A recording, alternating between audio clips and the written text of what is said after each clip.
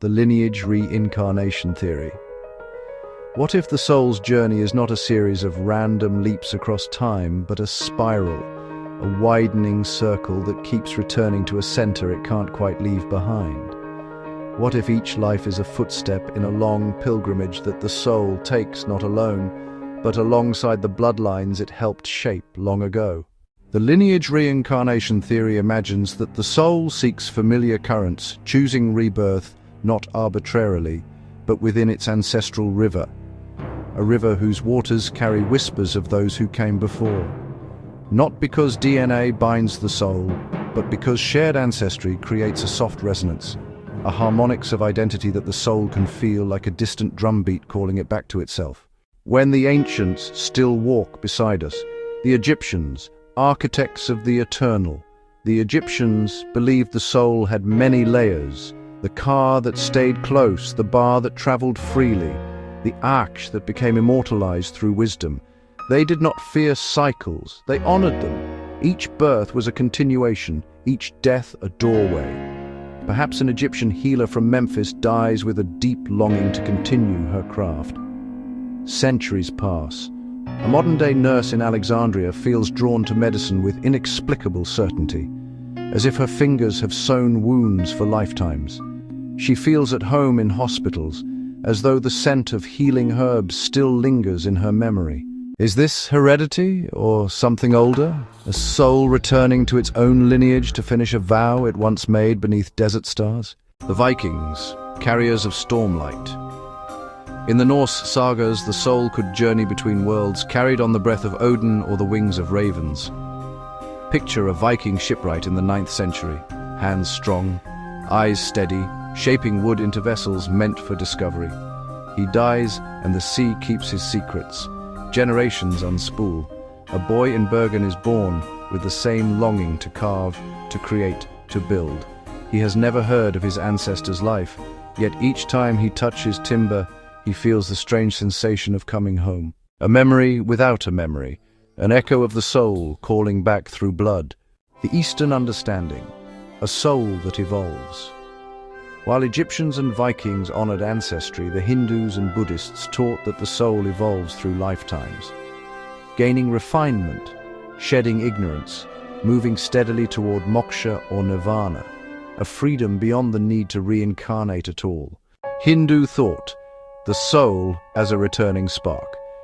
In Hinduism, the Atman, the soul, is eternal, moving through countless births as it learns dharma, polishes its karma, and rekindles the memory of its divine origin. Imagine a poet in ancient India, one who spent his life writing hymns to the sunrise. He dies with his heart full of devotion. Centuries later, his own descendant is born.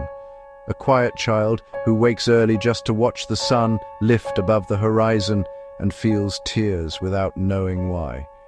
She is not repeating his life, she is continuing it. Her soul returning to familiar DNA, not trapped but gently guided by the gravitational pull of a lineage that still carries the light he once tended. Buddhist thought? Consciousness. Riding the wind, Buddhism teaches that rebirth is not the recycling of a permanent soul, but the continuation of consciousness itself, a stream flowing from moment to moment, life to life. Like a candle lighting another candle, something passes on. Imagine a Buddhist monk in Tibet, meditating diligently for decades, cultivating compassion like a garden in the heart. When he dies, his consciousness seeks conditions aligned with his qualities: kindness, discipline, wisdom. Perhaps it finds these conditions in a great-great-grandniece in Kathmandu who shows compassion from the moment she can speak, the kind of compassion that feels older than she is. Her family marvels. Where did she learn this? But perhaps learning is not quite the word. Perhaps she's remembering how lineage becomes a bridge. In this poetic metaphysical model, ancestral DNA is not a transfer mechanism, but a signpost, a tuning fork that vibrates at the same frequency as the soul's prior embodiments. Shared lineage becomes a compass, a lighthouse, a familiar melody, a doorway carved in the same grain of time.